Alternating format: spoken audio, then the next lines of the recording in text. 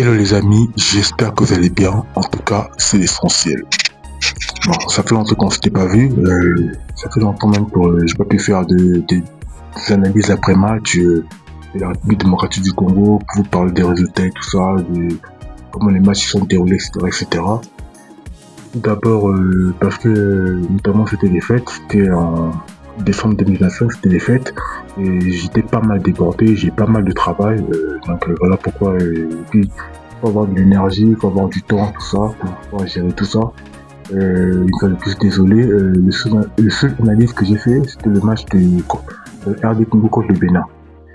Donc voilà, et puis j'aurais aussi bien voulu faire l'analyse d'après-match contre le Sénégal, parce que c'était un très bon match, le match contre le Sénégal, mais malheureusement, j'ai pas pu le faire. Donc je viens aujourd'hui, on est actuellement le 7, si je ne me trompe pas, c'est bien ça, et hier le 6, il y avait le 6 janvier 2026, hier, il y avait le match RD Congo contre Algérie. Qu'est-ce que je pourrais dire sur ce match-là? Je vais te faire play parce que je vois que je sais pas là pour jeter la carte à qui que ce soit.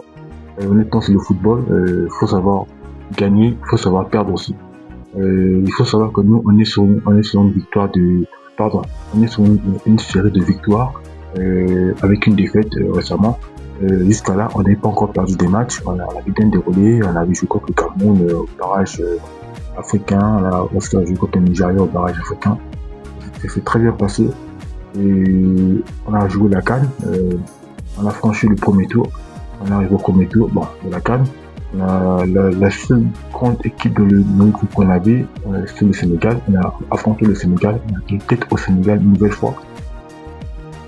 On avait un maillon faible, qui était le Botswana dans ce groupe-là.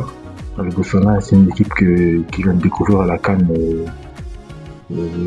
Pour cette époque, c'était la première fois. Il y a eu aussi le Bénin, qui est une équipe qui sait jouer au football aussi, et qui est moins fort que le Sénégal. Donc après au huitième de finale, ensuite on a eu affronté l'Algérie.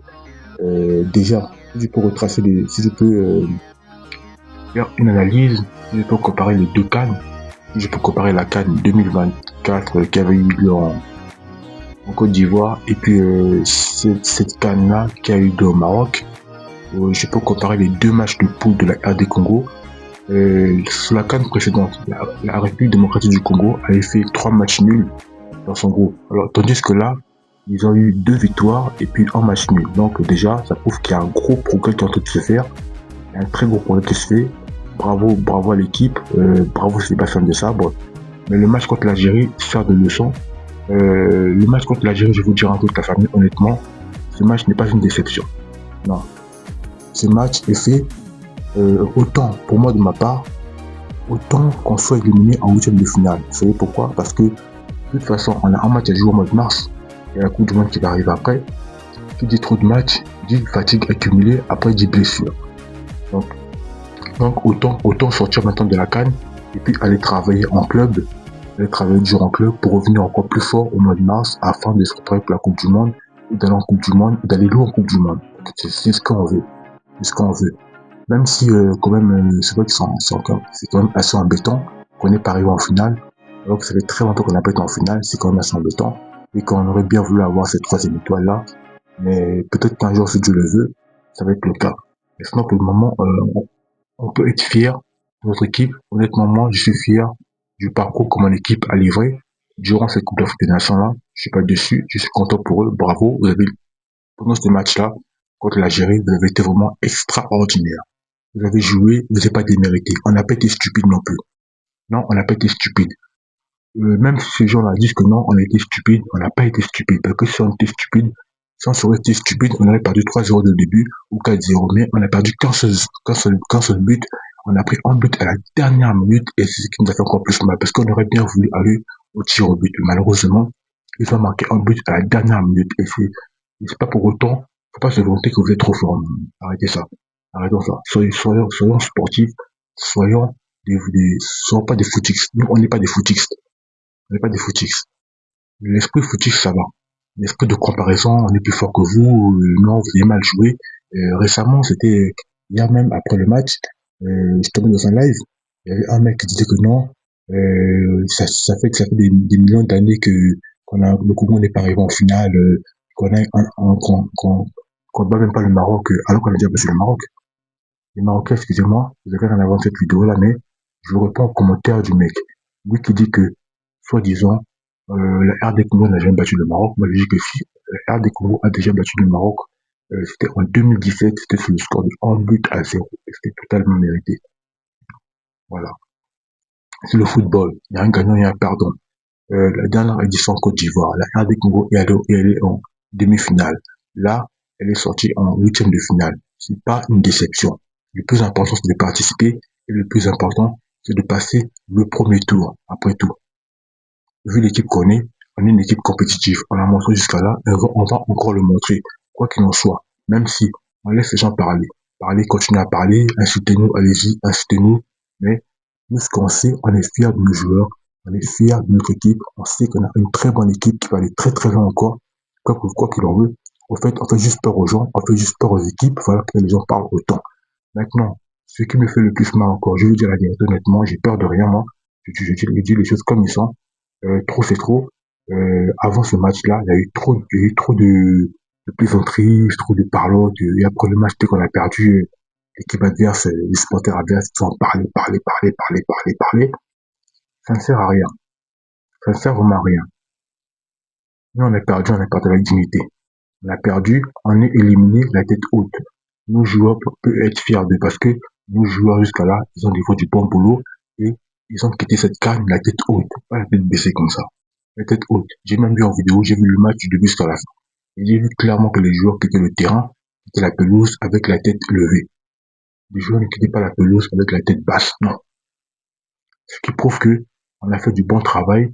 Mes joueurs, Noah Sadiki, Théo Bongonda, Alfred Chozembe, même Aaron Bissaka, que certaines personnes, je vois que j'ai vu en commentaire que certaines personnes ont critiqué Van Bissaka, et qu'il y en a qui disent que apparemment c'est la faute de Van Bissaka si on a pris le but à la fin du 19e. Non, non, c'est pas la faute de Aaron Wan-Bissaka. Aaron Wan-Bissaka, il a bien joué. Il faut être reconnaissant. Il faut pas mettre des négativités comme ça. Il faut pas inciter les gens. Non, non. Aaron Wan-Bissaka a bien joué. C'est la faute de personne. Ni la faute de Sabre, ni la faute des joueurs, ni la faute de Noël Passy. Arrêtez de toujours viser quelqu'un. Quand vous aimez trop viser les gens, vous aimez trop inciter les gens, et puis mettre la faute sur les autres. Non, c'est lui, c'est pas lui. Le football, c'est comme ça. On a perdu, on a perdu. On ne perd pas tout le temps. On est une équipe de gagnants, on a l'habitude de gagner. Hein? Donc, c'est pas parce qu'on a perdu que vous allez commencer à insulter, mettre la faute qui sont nuls. Non, non, non. L'équipe a très bien joué. Toute l'équipe a très bien joué. Lionel Passy, malgré qu'il n'est pas titulaire en club, mais jusqu'à là, il était titulaire à Rodez. Mais depuis qu'il arrive au Havre, Lionel Passy n'est plus titulaire. Mais le niveau qu'il a montré hier, on a l'impression que c'est un gardien qui joue même au Real Madrid. Ou même un gardien qui est titulaire, alors qu'il n'est pas titulaire en club. Vous voyez? Juste, il a l'amour du maillot. Il aime sa patrie, il aime son pays. Voilà pourquoi il monte le maillot. Et pareil pour tous les joueurs qui ont bien joué, même si Félix Bagongo a bien joué. Tous nos joueurs, ils aiment tous leur pays, ils ont l'amour du maillot. Avant que, bon, je vais pas reparler de ça, je vais parler du cas de Aaron Wan-Bissaka avant qu'il vienne en sélection, mais je ne vais pas reparler de ça parce que c'est pas le but. Tout d'abord, le but de cette vidéo-là, c'est pas que l'analyse après match, non, c'est pas ça. C'est l'ensemble.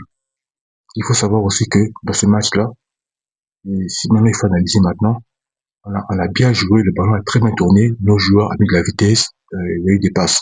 Quand j'entends les supporters de l'équipe adverse qui disent que non, ils ont dominé le début jusqu'à la fin. Ils n'ont pas dominé le début jusqu'à la fin, c'est faux. C'est faux. Et pourquoi ces gens-là ne reconnaissent pas qu'on a bien joué? Vous voyez? C'est mauvais ça. On a bien joué, ils ne le reconnaissent pas. Ils voient que eux, ils disent qu'ils ont dominé du début jusqu'à la fin. C'est faux. Ils n'ont pas dominé du début jusqu'à la fin. On a été efficaces, nous aussi. Nos joueurs ont été efficaces. Nos joueurs ont répondu présent dans tous les compartiments qu'ils le veulent ou pas. Je ne vais pas faire le mauvais perdant en disant que c'est un but chanceux. Le football, ça arrive. Il se dit juste que il y a une fatigue qui s'installe au niveau d'un défenseur ou bien de trois défenseurs ou de garder du but ou je sais pas moi où. Et puis on prend un but. C'est le football. C'est ça. Donc, ça peut arriver qu'on perd, on gagne. C'est pas grave, c'est rien. ça va nous rendre encore plus forts, justement. Et cette défaite-là me fait penser à la défaite de l'équipe de France au huitième de finale de l'Euro 2020. Pourtant, l'équipe de France était champion du monde 2018. Ensuite, vous voyez, ils ont été finalistes de la Ligue des Nations 2019. Mais ça n'a pas empêché qu'ils sortent au huitième de finale de l'Euro 2020. Vous voyez, c'est pas parce qu'on est une grande nation de football qu'on doit forcément aller en finale et gagner la coupe. C'est pas forcément ça. Peut-être que les joueurs avaient un autre objectif, la Coupe du Monde, pendant ce match-là.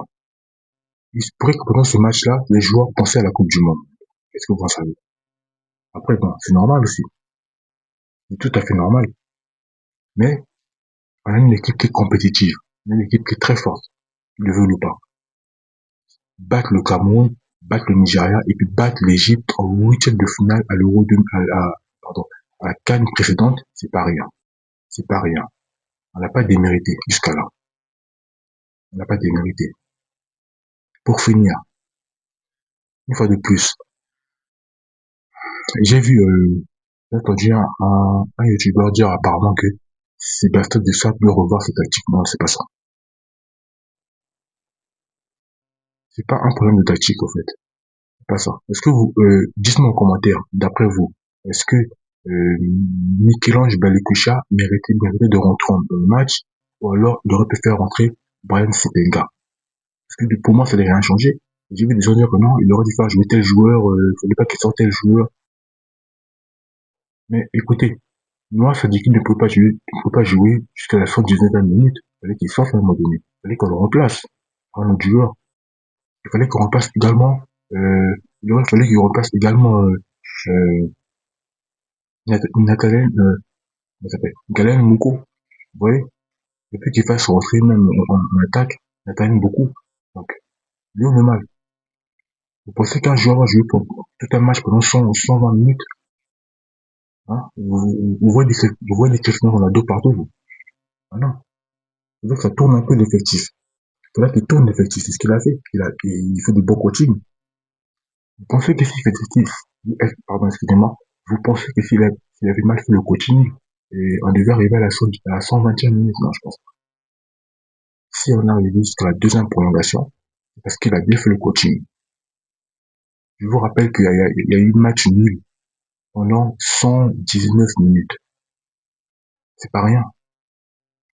Les Congolais, maintenant pour finir, soyez fiers de votre équipe. Les Congolais seront fiers de nos léopards, seront fiers de notre équipe parce que jusqu'à là, ils n'ont pas démérité. Merci à tous d'avoir suivi cette vidéo et surtout n'hésitez pas de vous abonner, de commenter, de liker et d'activer la cloche de notification pour ne rien rater. On se dit à la prochaine pour une nouvelle vidéo. Prenez soin de vous.